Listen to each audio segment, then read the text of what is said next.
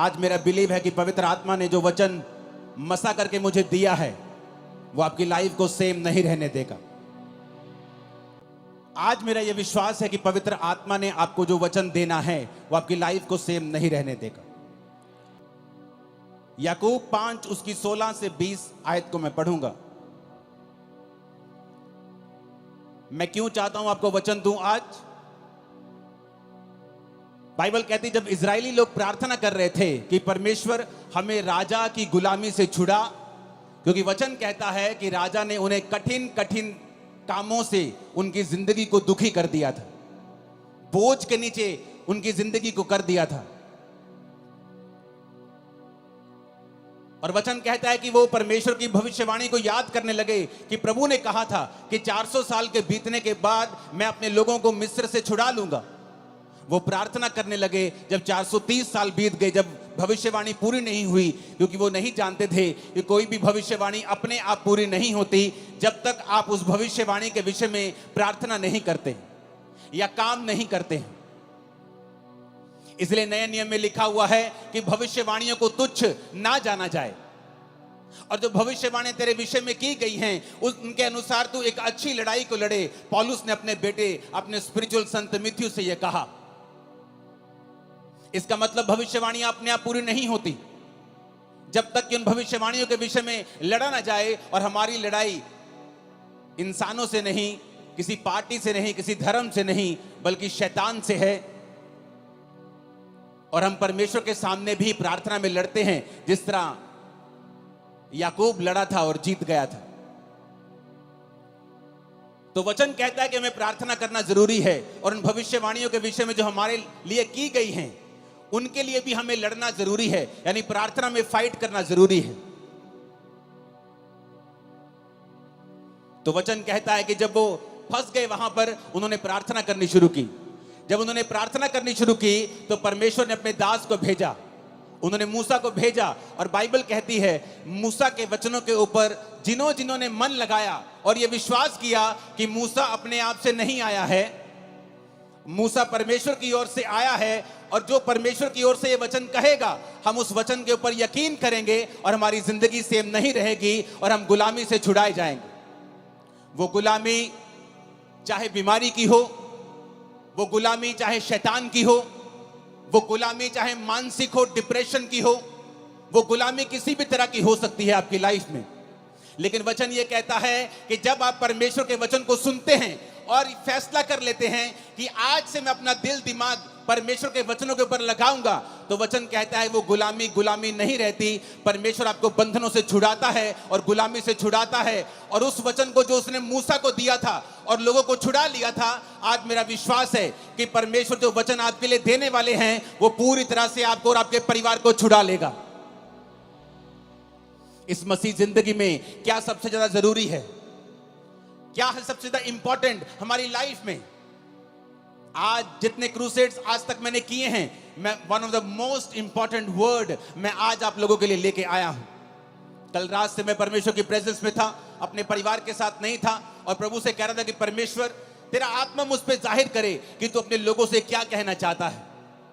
तो वचन कहता है याकूब 5 उसकी 16 से 20 आयत में, इसलिए तुम आपस में एक दूसरे के सामने अपने अपने पापों को मान लो और एक दूसरे के लिए प्रार्थना करो जिससे चंगे हो जाओ। धर्मी जन की प्रार्थना के प्रभाव से बहुत कुछ हो सकता है। एलिया भी तो हमारे समान दुख सुख भोगी मनुष्य था, और उसने गिड़गिड़ाकर प्रार्थना की कि मेह ना बरसे, तो 3.5 साल बारिश यानी मेह नहीं बरसा। फिर उसने प्रार्थना की, आकाश से वर्षा हुई और भूमि फलवंत हुई। हे मेरे भाइयों, यदि तुम में से कोई सत्य के मार्ग से भटक जाए और कोई उसको फेर लाए, तो वह ये जान ले जो किसी भटके हुए पापी को फेर लाएगा, हर एक प्राणी को वो उस प्राणी को वो मृत्यु से बचाएगा और उसके पापों के ऊपर वो पर्दा डालेगा। सब बोलो आमीन। एक डेविड नाम का व्यक्ति जिसके अंदर इंडिया को बचाने का बोझ था, जब वो इंडिया में आया तो उसको भाषा नहीं आती थी, लेकिन वो एक बात जानता था कि वचन कहता है कि प्रार्थना के प्रभाव से बहुत कुछ हो सकता है। एलिया भी तो हमारे समान दुख और सुख भोगी मनुष्य था, क्योंकि जिनकी जिंदगियों से मिरेकल्स होते हैं या जिनकी लाइफ में मिरेकल होते हैं, लोगों को लगता है कि शायद ये आसमान से उतरा हुआ पुरुष है कोई, इसलिए इसके जब ये प्रचार करता है या ये प्रार्थना करता है, लंगड़े चलते हैं, शायद ये स्वर्ग से उतरा है। लेकिन वचन ये कहता है, क्या फर्क था एक आम व्यक्ति में और एक एलिया में? एलिया भी तुम्हारे समान दुख सुख भोगी मनुष्य था, यानी उसके जीवन में दुख भी आते थे, उसके जीवन में तुम्हारी तरह सुख भी आते थे। लेकिन बाइबल कहती है कि वो तुम्हारे समान हमारे समान दुख सुख भोगी मनुष्य था। लेकिन जब उसने प्रार्थना की कि मैं ना बरसे, तो मैं नहीं बरसा। वचन कहता है, अपने पड़ोसी को बोलो ध्यान से सुन, आज तेरी जिंदगी बदलने वाली है। जब वो परमेश्वर का दास डेविड इंडिया में आया, उसे भाषा नहीं आती थी। उसने कहा कोई बात नहीं, अगर मुझे भाषा नहीं आती तो परमेश्वर तो मेरी प्रार्थना को सुन सकता है। वो कबीले में गया जहां लोग उसके खिलाफ हो गए, वो प्रार्थना करने लगा और उसने अपना जीवन प्रार्थना वाला कर लिया और घुटनों पे आकर रोज घंटों घंटों वो प्रार्थना किया करता था। एक दिन उस कबीले वाले ने सोचा कि ये फॉरेनर हमारे धर्म को बदलने के लिए आया है, जबकि वो ये नहीं जानते थे कि प्रभु यीशु मसीह धर्म को बदलने के लिए नहीं, वो जीवन को बदलने के लिए आए थे। जब उसने लोगों ने देखा कि ये धर्म बदलने के लिए शायद आया है, तो बहुत से कबीले इकट्ठे होकर उसे मारने के लिए गए। जब उसे मारने के लिए गए, जहां जंगल में वो प्रार्थना कर रहा था, उसके सामने खड़े हो गए और जब उसे मारने लगे तो सांप उन लोगों के सामने आ गए और सांपों ने उन लोगों को इस डेविड को मारने नहीं दिया। डेविड बहुत लंबा समय नहीं जिया, जल्दी खुदा के पास गया, लेकिन उसकी सेवकाई एक प्रार्थना की सेवकाई थी।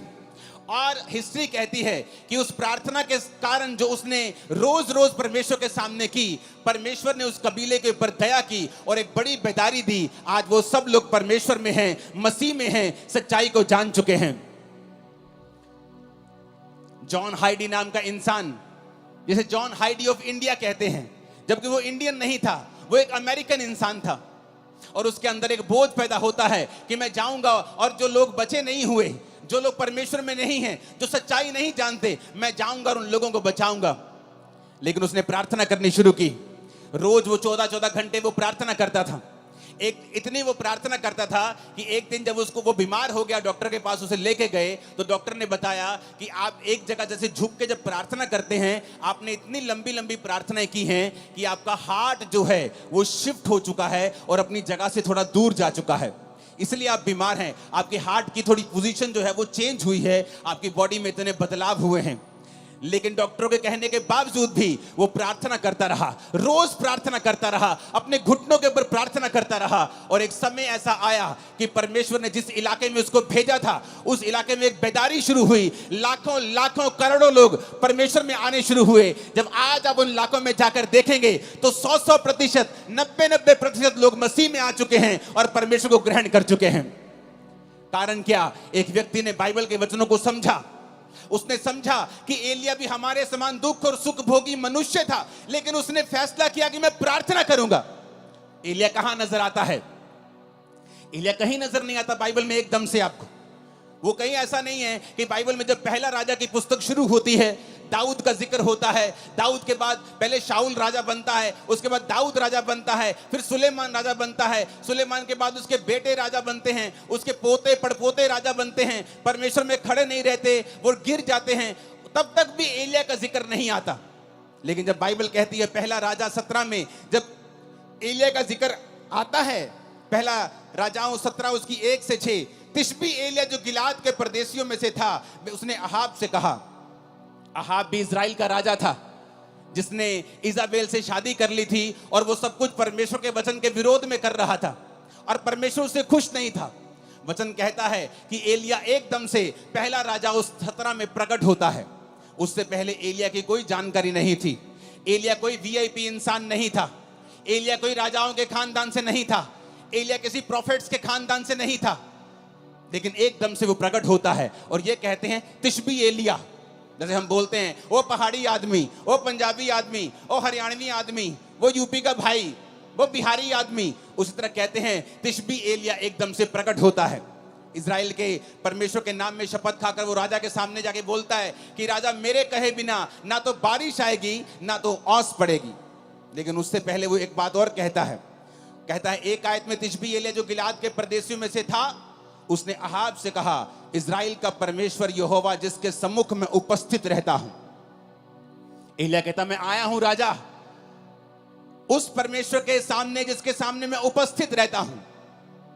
ऐसा जन जिसके कहने से आसमान बारिश देना बंद कर गया 3.5 साल।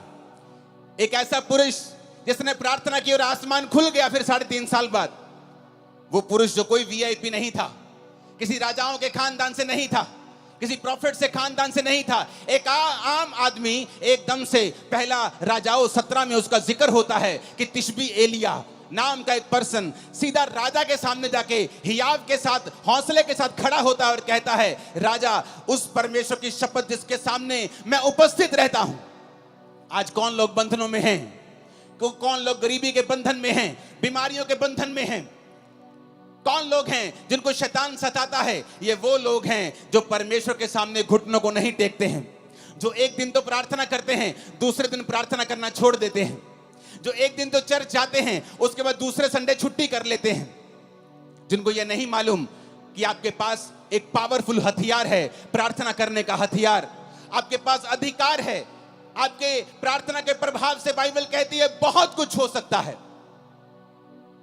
लेकिन आज शैतान ने विश्वासियों को भटका दिया है।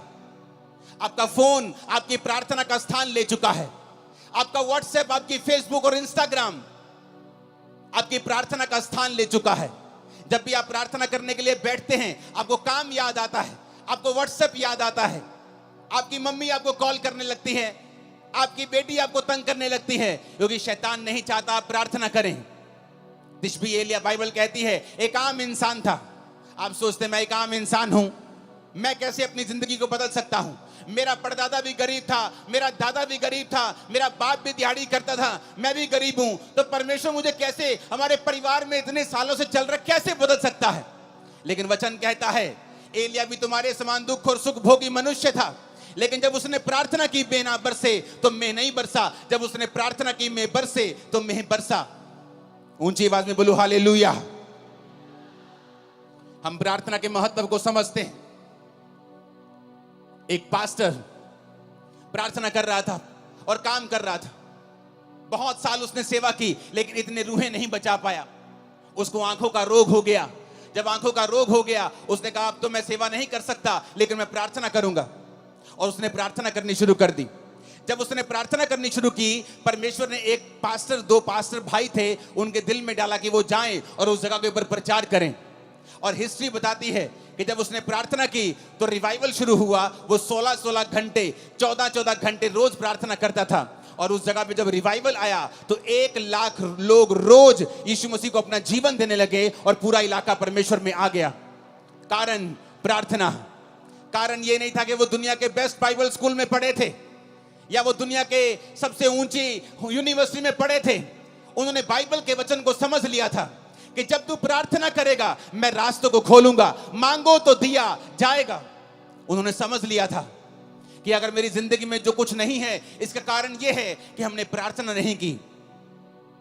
जॉन हैडी, जिसकी वजह से पूरे का पूरा इलाका, पूरे की पूरी स्टेट्स परमेश्वर में है, वो कहता था आज प्रार्थना करने वाले लोग बहुत कम हैं और रोने वाले प्रार्थना में उससे भी कम हैं और आहें भरने वाले प्रार्थना में तो है ही नहीं है। क्योंकि आज हम पवित्र आत्मा को समय नहीं देते कि वो आए और हमारे अंदर से हमको इस्तेमाल करे। आज प्रार्थना का जीवन नहीं है, इसलिए शैतान ये बात जानता है। वो बात जानता है, इसीलिए वो आपकी लाइफ में काम करता है। लेकिन वचन ये कहता है अगर आप इस प्रार्थना की पावर को समझ जाएंगे, अगर आप समझ जाएंगे आपके पास एक अधिकार है और आप परमेश्वर से प्रार्थना कर सकते हैं, जब तक वो उत्तर ना दे तब तक प्रार्थना कर सकते हैं, आपकी लाइफ कभी भी सेम नहीं रहेगी। मेरी लाइफ में जब मसीह में आने के कितने साल बाद भी जब मेरी लाइफ में चंगियाई नहीं थी और मैं सेवकाई में आ चुका था, तो पवित्र आत्मा मुझे एक ही बात बोलता था कि तुझे पवित्रताई में रहना है, क्योंकि पवित्रताई में रहने से तो अपनी जिंदगी का बड़े से बड़ा अटैक खत्म कर सकता है। चाहे वो तेरे शरीर के ऊपर हो, तेरी आत्मा के ऊपर हो, तेरे फाइनेंस के ऊपर हो, तेरी सेवकाई के ऊपर हो। अगर तू पवित्रताई में चलेगा और गंदगी नहीं करेगा, व्यभिचार नहीं करेगा, चोरियां नहीं करेगा, तो परमेश्वर तेरी जिंदगी से बड़े बड़े बंधनों को तोड़ देगा। और दूसरा, पवित्र आत्मा ने कहा अगर तू प्रार्थना करेगा, ये टीम जो मेरे पीछे खड़ी है उनमें से कुछ लोग 20 साल से मेरे साथ हैं, ये लोग जानते हैं किस तरह से जब 2014, 13, 12 की बात है, मैं अपने प्रार्थना रूम में, जब ये भी मेरे साथ होते थे, जब प्रार्थना करने के लिए बैठते थे तो रोज 6 घंटे 5 घंटे इनके साथ अकेले मैं प्रार्थना करता था। इनके बाद उठ के फिर मैं अपने रूम में प्रार्थना करता था, उसके बाद रात को प्रार्थना करता था। मेरा सारा दिन प्रार्थना में बीतता था और मैं खुद नहीं जानता था कि मैं इतनी प्रार्थना कर रहा हूं, क्या परमेश्वर मुझे उत्तर देगा। लेकिन वचन कहता है उसमें की गई मेहनत कभी व्यर्थ नहीं जाती। वो आपकी प्रार्थनाओं को सुनता है। जो प्रार्थना आपने 10 साल पहले भी की हैं, प्रभु उनको भी सुनता है। और वचन कहता है कि वो अपने खोजने वालों को प्रतिफल देता है। यानी कि जब आप प्रार्थना करते रहते हैं और उसके साथ परमेश्वर को खोजना नहीं छोड़ते, आप चर्च नहीं छोड़ते, आप फास्टिंग नहीं छोड़ते, बाइबल पढ़ना नहीं छोड़ते, आप संगति नहीं छोड़ते, तो परमेश्वर सारी प्रार्थनाओं का उत्तर देता है। मेरे जीवन में भी ऐसा ही हुआ।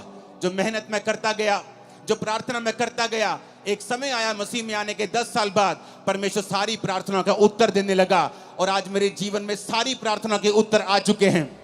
लेकिन आज भी थोड़े दिन पहले की बात है, जब मैं अपने प्रार्थना के रूम में गया, मैं आपको ये टेस्टिमनी दूंगा, उससे पहले एक वचन हम और पढ़ेंगे।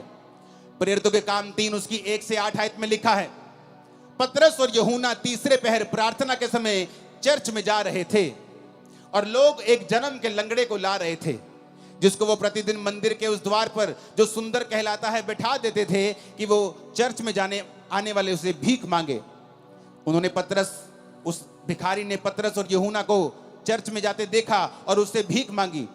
पतरस ने यूहन्ना के साथ उसकी ओर ध्यान से देखकर कहा, हमारी ओर देख। और वह कुछ पाने की आशा से उनकी ओर ताकने लगा। तो पतरस ने कहा, चांदी और सोना तो मेरे पास नहीं है, परंतु जो मेरे पास है वह तुम्हें देता हूं। यीशु मसीह नासरी के नाम से चल फिर। उसने दाहिना हाथ पकड़कर उसे उठाया। उसके पांव और टखनों में तुरंत बल आया। वो उछलकर खड़ा हो गया, चलने फिरने लगा, चलता कूदता प्रभु की स्तुति करता हुआ उस चर्च में गया। वचन कहता है आज बहुत से लोग चाहते हैं कि उनकी मिनिस्ट्रीज में लंगड़े चलें, उनकी जिंदगियों से भी बड़े बड़े काम हों, जब वो प्रचार करें उनकी मिनिस्ट्री से भी बड़े बड़े काम हों। लेकिन अगर आप ध्यान से बाइबल पढ़ेंगे तो पतरस और यूहन्ना उस समय लंगड़ा चलाने के लिए या हीलिंग करने के लिए चर्च में नहीं आ रहे थे। वचन कहता है वो प्रार्थना करने के लिए चर्च में जा रहे थे। उनके लिए प्रार्थना इतनी इंपॉर्टेंट थी कि वो घर बैठ के प्रार्थना नहीं करना चाहते थे। वो ऐसे ही उठे कि तीसरा पहर है, चलो प्रार्थना करने के लिए वो घर से निकलते थे। प्रार्थना करने का एक इंपॉर्टेंस, एक महत्वता, एक बड़ा स्थान उनकी लाइफ में था। आज लोग कैसे प्रार्थना करते हैं? मोबाइल ऑन करके, टीवी ऑन करके, बच्चों के साथ,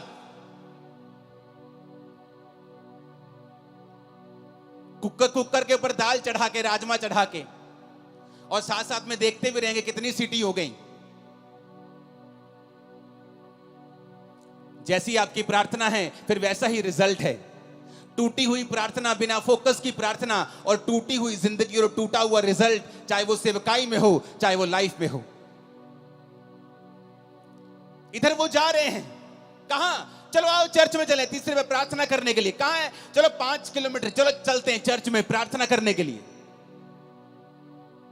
अरे क्या प्रार्थना करने के लिए इतनी दूर जाना? चलो किसी कमरे में बैठ के थोड़ा सा कर लेते हैं प्रार्थना। इंपॉर्टेंस, महत्वता, प्रार्थना के जीवन को कीमती समझना, उसे स्पेशल समझना।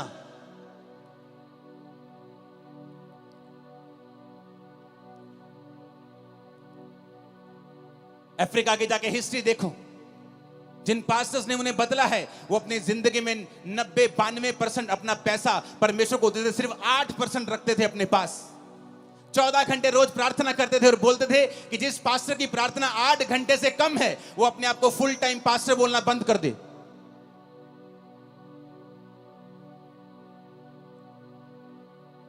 और बोलते थे कि जब हम प्रार्थना नहीं करते थे, जोर जोर से बोलते थे, लोग समझते नहीं थे। जब हम प्रार्थना करके जाते थे तो हम जो भी बोलते थे लोगों के हृदय में जाता था और लोग चेंज होते थे। कारण क्या? प्रार्थना। पतरस और यूहन्ना प्रार्थना करने के लिए जा रहे हैं। कोई लंगड़ा चलाने के लिए नहीं जा रहे, हीलिंग करने के लिए नहीं जा रहे, प्रार्थना करने के लिए जा रहे हैं। और रास्ते में लंगड़ा मिलता है, उनकी ओर देखता है और पैसे की आशा से, कुछ पाने की आशा से देखता है। वो कहता है भाई साहब पैसा तो मेरे पास नहीं है, हाँ चर्च का पड़ा होगा बहुत, लेकिन मेरे पास तो अपना नहीं है पर्सनल, मैं तुझे पैसा तो नहीं दे सकता, लेकिन वो दे सकता हूं जो तुझे सबसे अधिक चाहिए। यीशु मसीह नासरी के नाम से उठ और चल फिर। आप जानते लोगों ने इस मिरेकल के बाद पतरस और यूहन्ना को पकड़ लिया।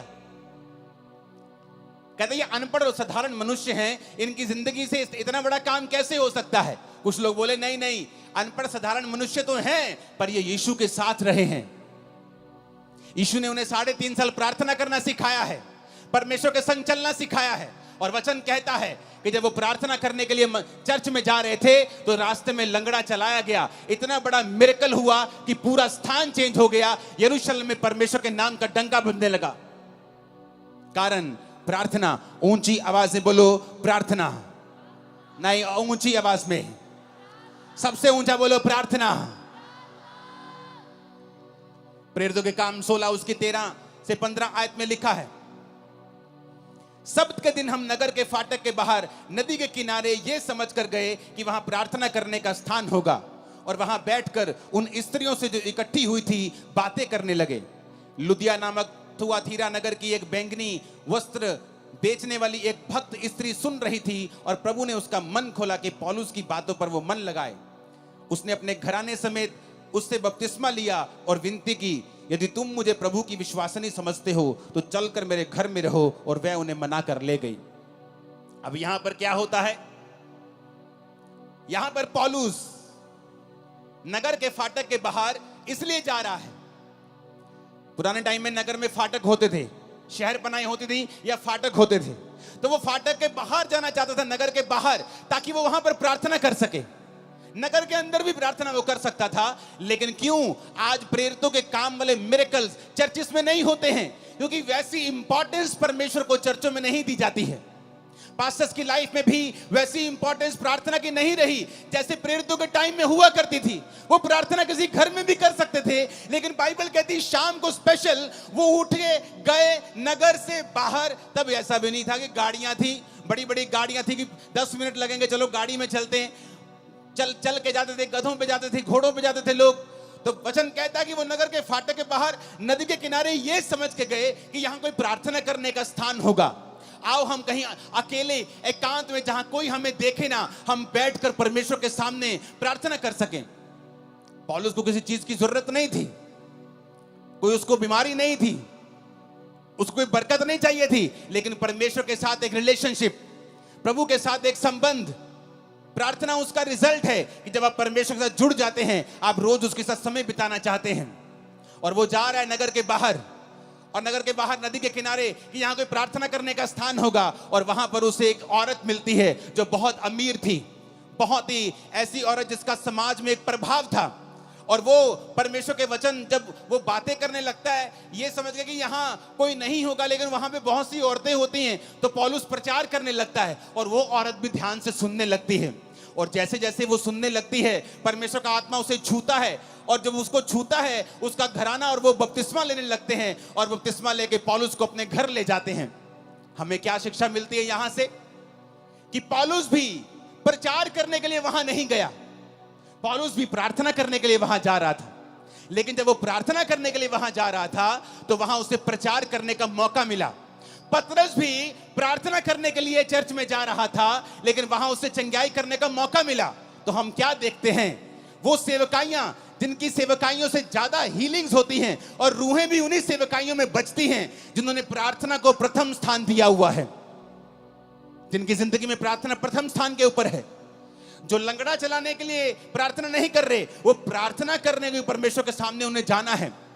वो प्रचार करने के लिए बाइबल नहीं पढ़ रहे, वो पढ़ रहे हैं क्योंकि परमेश्वर के साथ उन्हें समय बिताना है। और प्रार्थना करने के लिए नदी के किनारे कहीं बाहर जा रहा है, और परमेश्वर उसे वहां पर मौका देता है कि वो प्रीच करे। यानी रूहें भी प्रार्थना करने का रिजल्ट है, रूहें बचना, और चंगाई भी प्रार्थना करने वाली मिनिस्ट्री का ही रिजल्ट है। आज हम भूल चुके हैं। एज ए बिलीवर हमारा पहला काम है परमेश्वर के सामने रोज जाना और प्रार्थना करना। क्योंकि शैतान कुछ भी करेगा, आपकी प्रार्थना के जीवन को वो खत्म करने की कोशिश करेगा। क्योंकि जिस दिन आपकी प्रार्थना लग गई, प्रार्थना में ब्रेक लग गई, उस दिन जीसस से आपकी ब्रेक लग गई। A break in prayer, a break in Jesus. प्रार्थना में ब्रेक का मतलब है जीसस से ब्रेक लग जाना। शैतान ये बात को जानता है। बाइबल पढ़ के देख लो, जहां जहां प्रार्थना हुई वहां वहां परमेश्वर ने बहुत सी चीजों को बदला है। जिन्होंने प्रार्थना नहीं की वो विष मांगते रह गए हैं। आपका परमेश्वर परमेश्वर है, वो जीनी नहीं है कि आप उस रगड़ेंगे और वो निकलेगा और आप कहेंगे मुझे ये चाहिए।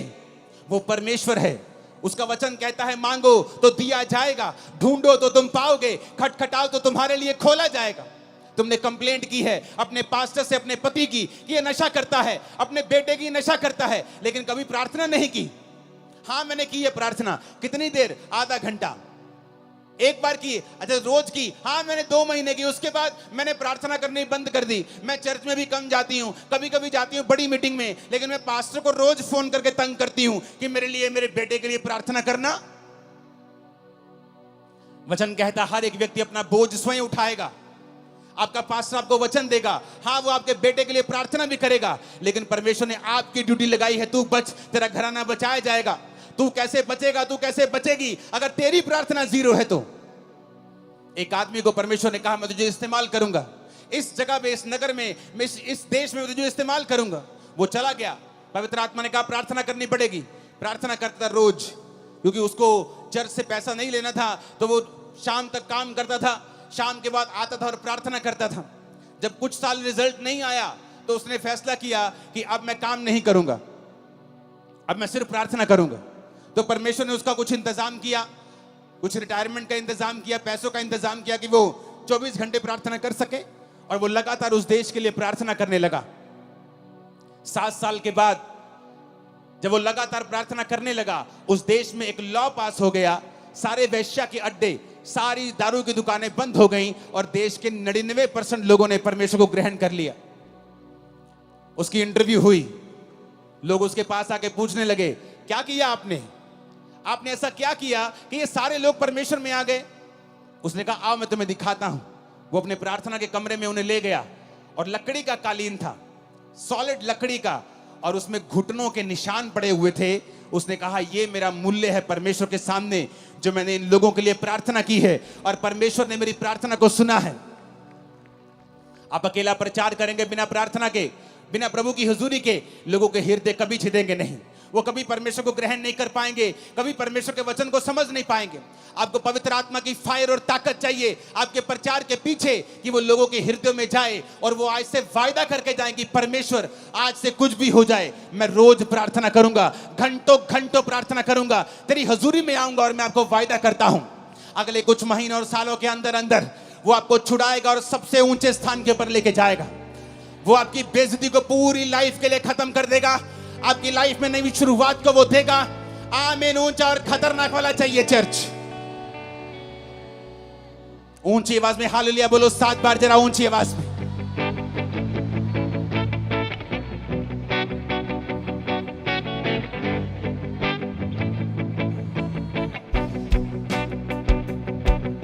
Hallelujah, hallelujah.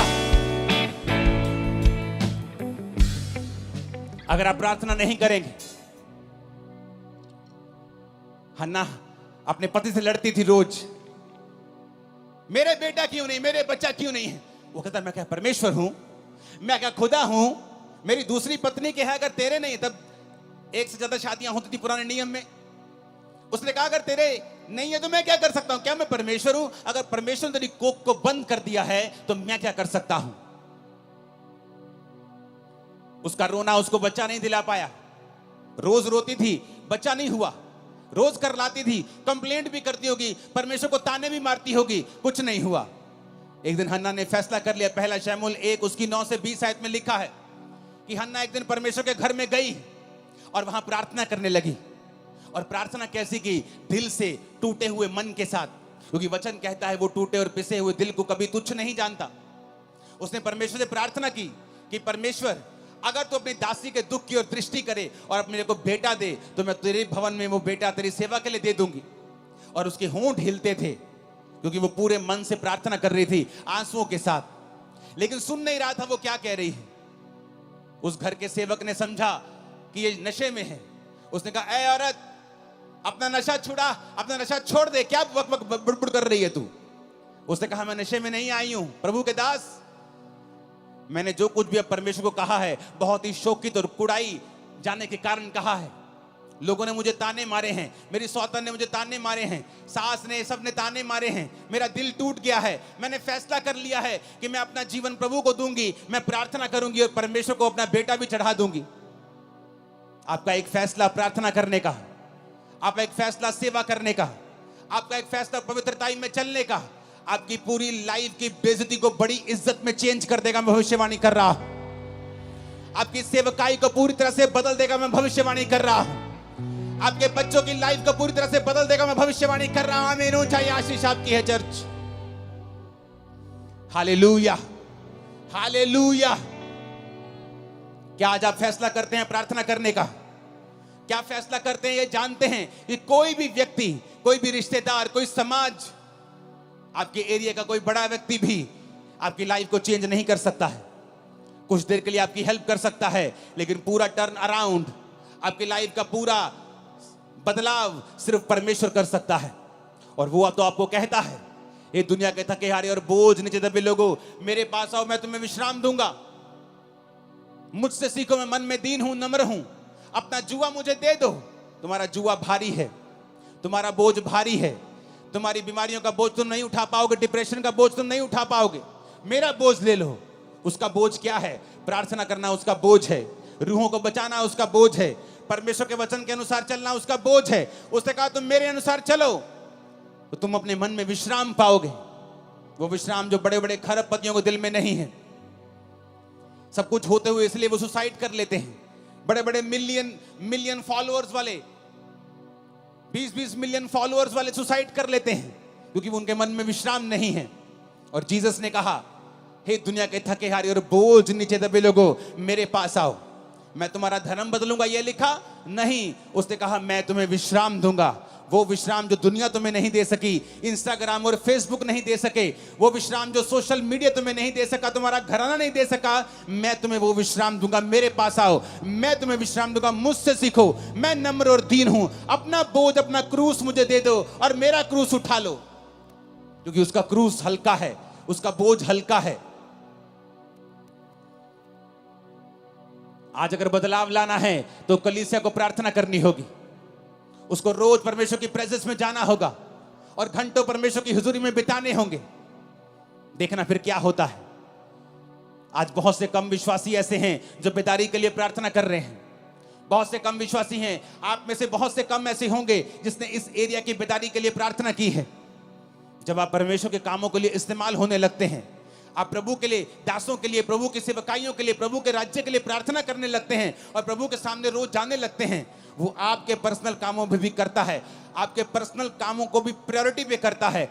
आपकी हीलिंग को भी वो करता है, आपको चंगा भी करता है, आपके घराने को बचाता भी है, आपको ब्लेस भी करता है, गरीबी के दलदल से आपको बाहर भी निकालता है। जो होने वाला है आज रात के बाद, आप आए किसी और तरीके से, जाएंगे नहीं यीशु मसीह के सामर्थी नाम से।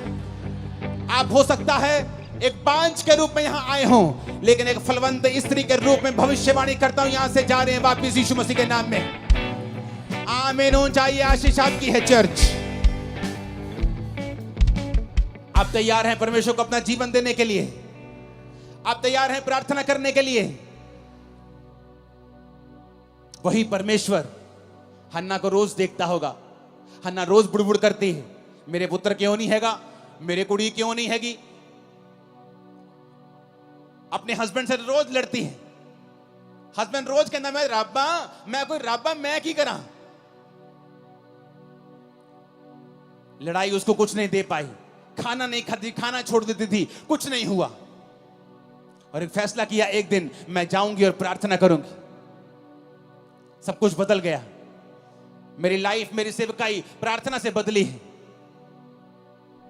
सब कुछ प्रार्थना से बदला है, परमेश्वर ने किया है।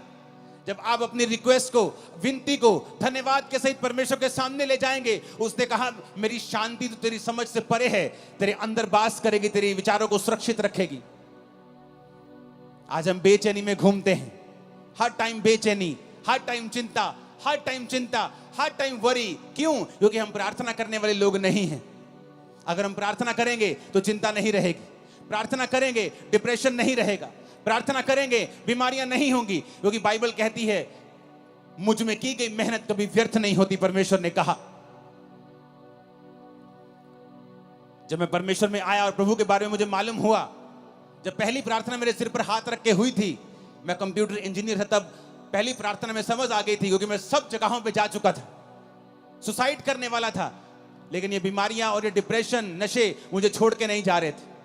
जिस दिन पहली प्रार्थना हुई, समझ आ गई थी कि मेरे जीवन में सचमुच परमेश्वर बड़े काम कर सकता है। जो पहला करंट मुझे प्रार्थना का लगा था, उससे मुझे समझ आ गई थी, लेकिन मैं हील नहीं हुआ, चंगा नहीं हुआ। और एक दिन पवित्र आत्मा ने मुझसे कहा वचन के जरिए, क्योंकि वचन मुझे पढ़ना पड़ता था, नहीं तो मेंटली अपसेट के अटैक होते थे मुझे, तो बाइबल पढ़ने से मेरे वो ठीक हो जाते थे। तो बाइबल पढ़ते पढ़ते वचन आया, हे मेरे प्रिय भाइयों, हियाव बांधो, दृढ़ रहो, क्योंकि तुम जानते हो मसीह में की गई मेहनत कभी व्यर्थ नहीं जाती।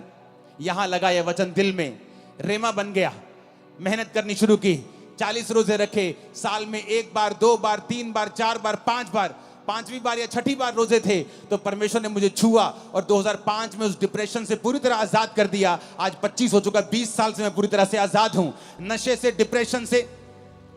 कारण क्या? प्रार्थना, जो परमेश्वर ने हमें अधिकार दिए हैं। आपने कंप्लेंट अपने पास्टर को की है? क्या आपने रोज प्रार्थना की है?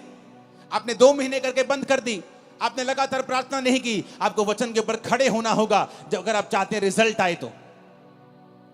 संविधान में लिखा है अगर रजिस्ट्री आपके मकान की आपके नाम पर है तो कोई उस पर कब्जा नहीं कर सकता, लेकिन लोग कब्जा फिर भी कर लेते हैं। फिर आप क्या करते हैं? रोते हैं।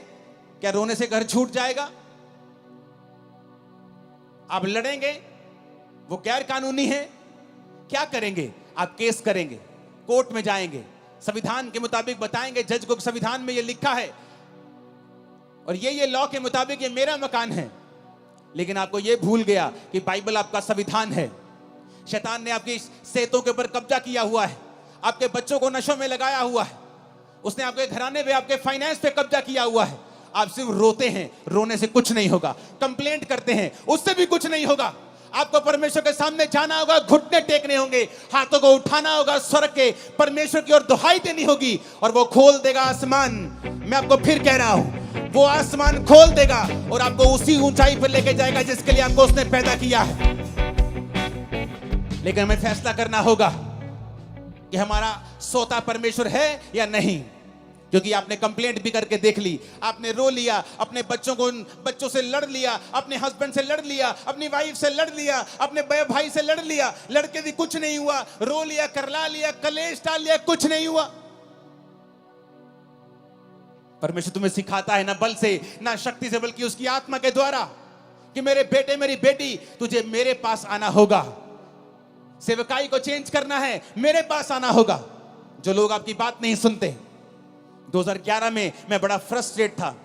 मिनिस्ट्री 7000 क्रॉस कर चुकी थी, 7000 की चर्च क्रॉस कर चुकी थी, लेकिन मैं बड़ा फ्रस्ट्रेट था क्योंकि मैं जैसा चाहता था वैसा काम नहीं होता था, टीम वैसा बिहेव नहीं करती थी। और मैं फ्रस्ट्रेट हुआ और मैं चला गया प्रार्थना में, देश को छोड़ दिया और 21 दिन के लिए प्रार्थना में चला गया। वो 21 दिन मैं अनमैरिड था, अपनी फैमिली से वैसे भी बहुत मैं कम बात करता था। मेरी मदर थी शायद, जो सेव हो चुके थे शायद 2011 में, वो भी नहीं हुए थे या एकदम से ताजे ताजे सेव हुए थे। कोई फैमिली मेंबर मुझसे बात नहीं करता था। बस 21 दिन सिर्फ प्रार्थना की। अपने होटल के कमरे में रहता था और जब प्रार्थना से उठता था तो मुझे मालूम नहीं होता था कि दोपहर का समय है कि रात का समय है कि सुबह है। मोबाइल छोटे होते थे, छोटा मोबाइल देखता कि कितना समय हो गया। फिर सोता था, फिर उठता था, प्रार्थना प्रार्थना। 21 दिन मैंने प्रार्थना की। जब मैं वापस आया, मेरी सेवकाई पूरी तरह से बदल गई। लोग मेरी बात सुनने लगे, टीम्स मेरी बात सुनने लगी। मेरे मन मुताबिक जो खुदा ने मुझसे चाहा था वैसा मेरी मिनिस्ट्री में काम होने लगा, क्योंकि परमेश्वर ने मुझे दिखाया कि तेरे प्रचार से भी कुछ नहीं होगा, तेरे चाहने से भी कुछ नहीं होगा, तेरी डेडिकेशन से भी कुछ नहीं होगा। जब तक तुम मेरे सामने घुटने नहीं टेकेगा, मेरे सामने नहीं आएगा। वो 21 दिन थे जब परमेश्वर ने मुझे सिखाया कि चाहे तेरी सेवकाई में 500 लोग हों या आने वाले समय के 5 लाख हों, तुझे रोज मेरी प्रेजेंस में बने रहना है, मेरी हजूरी में बने रहना है। तब समझ आई और उसके बाद मैं रोज अपने आप को प्रार्थना में देने लगा, अपनी लाइफ में प्रार्थना को प्रथम स्थान दिया। आज चाहे मैं शादीशुदा हूं, मेरे बच्चे हैं, मेरी फैमिली है, बड़ी सेवकाई चर्च है, सैकड़ों ब्रांचेस हैं, लेकिन मेरी प्रार्थना का समय बढ़ा हुआ है, आगे से भी ज्यादा है मेरी प्रेयर का समय, क्योंकि मैं सीक्रेट जानता हूं, मैं ये भेद जानता हूं कि भेद है खुदा के साथ रहना, भेद है प्रार्थना करना, भेद है तुम दुख और सुख भोगी मनुष्य हो। एलिया कोई स्वर्गदूत नहीं था। राजा के सामने जाके बोलना कि राजा मेरी जिम्मेवारी से बोलता हूं, तेरे देश में बारिश नहीं आएगी, यानी तेरा देश भूखा मरेगा। आज तो जमीन के नीचे से पानी निकाल लेते हो समर्सिबल से, तब ऐसा नहीं होता था। कुएं खोदने पड़ते, निकले पानी ना निकले उस इलाके में जहां वो रहता था। उसने जिम्मेवारी ली। दिलेरी कहां से आई? प्रार्थना से। बाल के नबियों को मार दिया, बड़े बड़े काम किए। फिर इजाबेल ने कहा एलिया आज तेरा सिर मैं धड़ से अलग कर दूंगी। एलिया भागा, एलिया भागा। उसका भागना, उसका डरपोकपन इस बात का सबूत था कि एलिया भी एक मनुष्य ही था।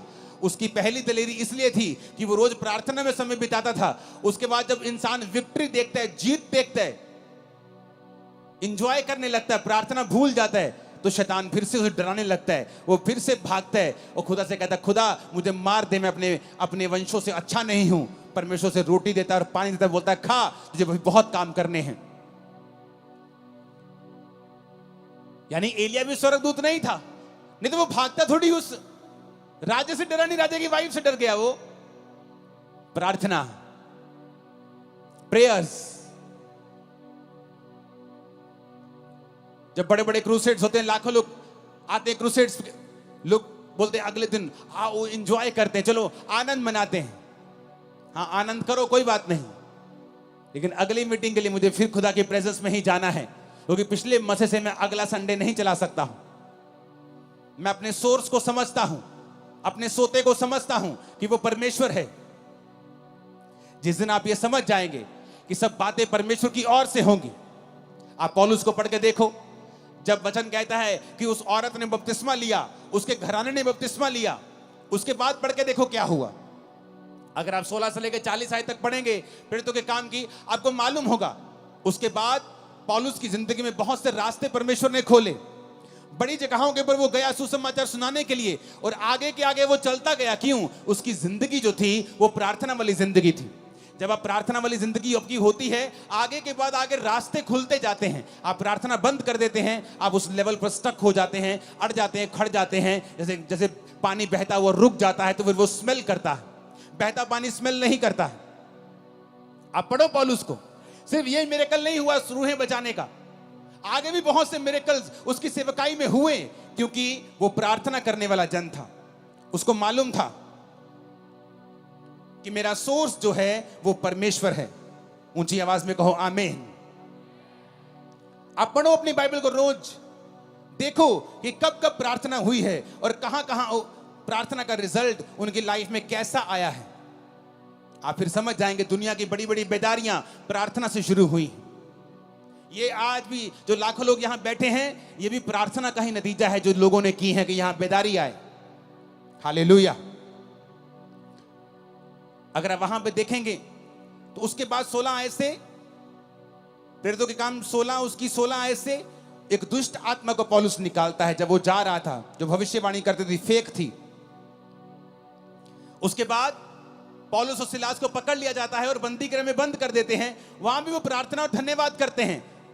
वहां का दरोगा, वहां के लोग जब भूकंप देखते हैं उस जेल में और परमेश्वर छुड़ा लेता है, उनको भी वहां बचाता है। देखो कितने मिरेकल जुड़े हुए हैं इसी घटना के साथ। कैसे हुए? प्रेयर्स के कारण, कि वो जानते हैं अगर हम प्रार्थना करेंगे तो स्वर्ग खुलेगा। प्रभु यीशु मसीह उससे ऊपर तो कोई नहीं है, लेकिन वचन कहता है 12 चेले चुनने से पहले प्रभु यीशु मसीह ने सारी रात प्रार्थना की। अगर वो परमेश्वर है तो फिर प्रार्थना करने की क्या जरूरत है? उसे सब मालूम है। लेकिन बाइबल कहती है वो संपूर्ण मनुष्य भी था और संपूर्ण परमेश्वर भी था, इसलिए उसे मनुष्य का पुत्र भी कहा जाता है और परमेश्वर का पुत्र भी कहा जाता है। सारी रात प्रार्थना की। कल आपकी बेटी का रिश्ता होने जा रहा है। आज रात को आप क्या कर रहे हैं? आप टीवी देख रहे हैं। कल आपने बड़े इंपॉर्टेंट काम के लिए जाना है। आज रात आप क्या कर रहे हैं? आप व्हाट्सएप पे हैं, आप इंस्टाग्राम पे रील्स देख रहे हैं। जिसकी तो रील्स देख रहे हैं उसको तो पैसे मिल रहे हैं, जिसको तो यूट्यूब पे आप फॉलो कर रहे हैं उसको तो पैसा मिल रहा है। आपको क्या मिल रहा है? इतने वेले मत बनो कि तुम अपने वैल्यू को, अपने टाइम की वैल्यू को पहचान ना सको। जो आज दुनिया में जिन्होंने कुछ किया है उनके 4 हाथ और 2 दिमाग और 4 आंखें नहीं है। हमारी तरह 2 आंखें और 2 हाथ और 1 दिमाग ही है। अपने समय का सदुपयोग करो, उसे परमेश्वर में इन्वेस्ट करो, लगाओ उसे परमेश्वर में, और आप अच्छा समय काटने वाले हैं। मैं भविष्यवाणी करके जा रहा हूं, अच्छा समय मुकेरिया चर्च आप काटने वाले हैं। आमीन ऊंचा चाहिए। हालेलुया। पढ़ो बाइबल, देखो क्या हुआ है प्रार्थनाओं के बाद। आप ध्यान से बाइबल पढ़ेंगे, इस स्थिति से पढ़ेंगे कि मैं पढ़ना चाहता हूं, मैं देखना चाहता हूं क्या हुआ है प्रार्थना करने के बाद। कितने बदलाव आए हैं सेवकाइयों में, पर्सनल लाइफ में, मैरिड लाइफ में, बच्चों की जिंदगी में, फाइनेंशियल लाइफ में, सोशल लाइफ में। बहुत से बदलाव आप देखेंगे जिस दिन आप प्रार्थना करने का मन बना लेंगे। मैं करता जी, मैं नहीं करता जी प्रेयर, मेरी वाइफ बहुत करती प्रेयर। और वचन क्या कहता है कि आदमी को लीड करने के लिए चुना गया है। जब आदमी, घर का आदमी लीड नहीं करेगा वो घर कहीं नहीं पहुंचेगा। औरत को जो आदमी लीड कर रहा है उसे संभालने का मसा दिया गया है। आज अगर इस सेवकाई में सैकड़ों ब्रांचेस हैं, उन्हें संभालने वाला मैं नहीं हूं, मेरी वाइफ है। स्पिरिचुअल सेवकाई करने वाला, प्रोटोकॉल बनाने वाला, दर्शन दिखाने वाला, आगे लेके जाना है, वो मेरा काम है। प्रभु क्या चाहता है, क्या बनाना है, नया क्या करना है, वो मेरा काम है। लेकिन जिस घर का आदमी प्रार्थना में नहीं होगा, यानी उस घर का अगुआ डेड है, तो फिर जो उस घर में है बस वाइफ वही संभाल के रखेगी। अगर वो उसके पास 200 है तो वो 200 को संभाल के रखेगी, 500 है तो 500 को संभाल के रखेगी। क्योंकि तुमने परमेश्वर से अगुवाई नहीं पाई है कि तुम आगे बढ़ सको। तुम आगे बढ़ोगे, तुम्हारी वाइफ उसे संभाल के रखेगी, पर तुम आगे तब बढ़ोगे जब परमेश्वर तुम्हारी आंखें खोलेगा और तुम्हारी अगुवाई करेगा। अब्राहम ने जब हाजिरा को निकाल दिया, इस्माइल को निकाल दिया, तो हाजिरा एक जगह जब रोटी पानी खत्म हो गया तो रोने लगी। और रोने लगी तो परमेश्वर ने कहा, हाजिरा मत रो, क्योंकि मैंने उस लड़के की प्रार्थना को सुना है। उसने कहा, उसने ये नहीं कहा हाजिरा तेरे रोने को मैंने देखा है।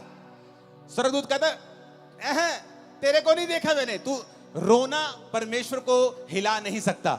नहीं तो हॉस्पिटल में हर एक मर्द औरत जिसका आज एक लौता बच्चा है, जिसकी माँ बाप आज हॉस्पिटलाइज बेड पे हैं, आईसीयू में, सब रोते और खुदा उनको चंगा कर देता। रोना प्रभु को हिला नहीं सकता है, विश्वास उसको हिलाता है। उसने कहा स्वर्गदूत ने, क्यों रो रही है? मेरे पास पानी नहीं, मेरे पास रोटी नहीं, हम मर जाएंगे। उसने कहा परमेश्वर ने उस लड़के की प्रार्थना को सुना है। क्यों? क्योंकि वो लड़का अब्राहम के साथ रहता था। अब्राहम, उसका बाप, उसको प्रार्थना करनी आती थी अब्राहम को। वो अपने बाप को जानता था, बाप को प्रार्थना करते देखता था, रिजल्ट भी आते थे, वो देखता था। इसलिए जो लोग आज ऐसी चर्चों में जाते हैं जहां प्रार्थना का महत्व है, जो जीवित चर्चिस हैं, उनकी जिंदगियां बदलनी शुरू हो जाती हैं, क्योंकि वो अपने अगुओं को उस तरह से प्रार्थना करते देखते हैं। लेकिन जिन पास्टर्स की खुद प्रेयर नहीं है, आप भी अंधे और आपके लोग भी अंधे, आप भी भटक रहे हो, आपके लोग भी भटक रहे, आप भी दुखी, आपके लोग भी दुखी। तो उस दूत ने कहा परमेश्वर ने तेरे बेटे की प्रार्थना को सुना है, उसके आंसू देखें, उसकी प्रार्थना को सुना है। और पास में एक कुआं दिखाई दिया, उसकी आंखें लिखा खोल दी, यानी चंगाई उसके पास थी। लेकिन जब आंखें बंद होती हैं आपको कुछ नजर नहीं आता है।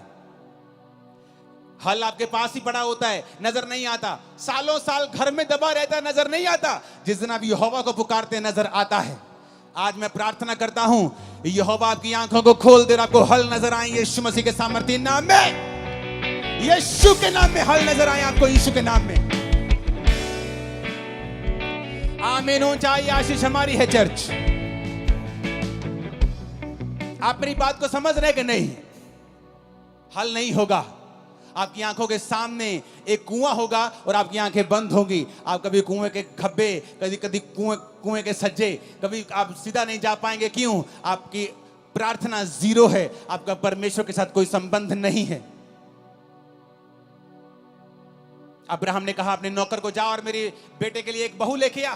जाके वो प्रार्थना करता है। उसे मालूम था इट इज इम्पॉसिबल कि मैं एक अच्छी लड़की ले जाऊं, इट इज इम्पॉसिबल। प्रार्थना करता है, हे पिता, ऐसी लड़की जो मुझे पिलाए, मेरे ऊंटों को पिलाए, ऐसी लड़की भेज। और परमेश्वर भेजता है। क्यों? प्रेयर। हर ग्रेट आदमी जानता है प्रेयर उसका राज है, उसका सीक्रेट है। आपकी लाइफ में प्रेयर नहीं है, आपकी लाइफ में कुछ नहीं है। फिर आप टाइदर हो सकते हैं, चर्च के फाइनेंशियल सपोर्टर हो सकते हैं, लेकिन परमेश्वर की निगाह में आपकी बहुत बड़ी वैल्यू नहीं है।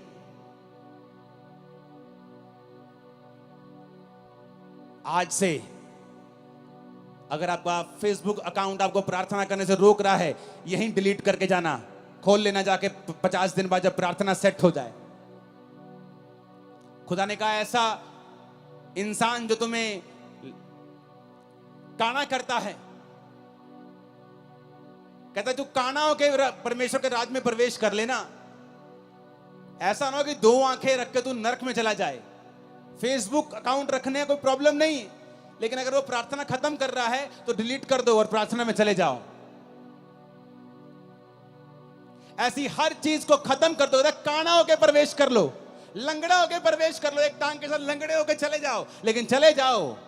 जो सही है उसे अपना लो। आज लड़ाई है अपनी फैमिली से, बहू से, सास से, माफ कर दो आज, नहीं तो प्रार्थना नहीं कर पाओगे परमेश्वर के सामने। और लेकिन अगर आज आपने इस वचन को सुन के जो खुदा ने मुझे दिया है, मैं अपने आप से नहीं कह रहा हूं, और आपने प्रार्थना करने का, प्रभु के साथ जीने का मन बना लिया, मैं आपको बता रहा हूं, आपकी इज्जत की जाएगी, आप ऊंचे किए जाएंगे, आप चंगे किए जाएंगे, आप आजाद किए जाएंगे, आप ब्लेस किए जाएंगे यीशु मसीह के सामर्थी नाम में। आपकी लाइफ सेम नहीं होगी। आप बड़े देशों में होंगे, बेस्ट जगहों के ऊपर आप होंगे। आपका घराना यीशु मसीह के नाम में आशीषित होगा। आमीन। ऊंचाई आशीष हमारी है चर्च।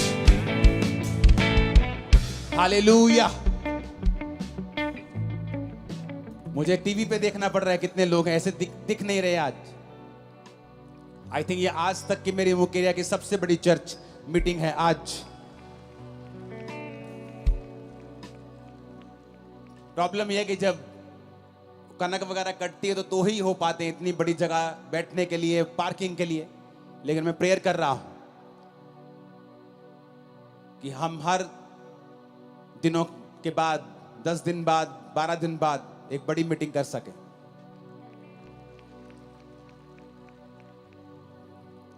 अपने पड़ोसी को पूछो, बोलो तैयार हो यीशु के साथ जीवन जीने के लिए? तैयार हो प्रार्थना करने के लिए?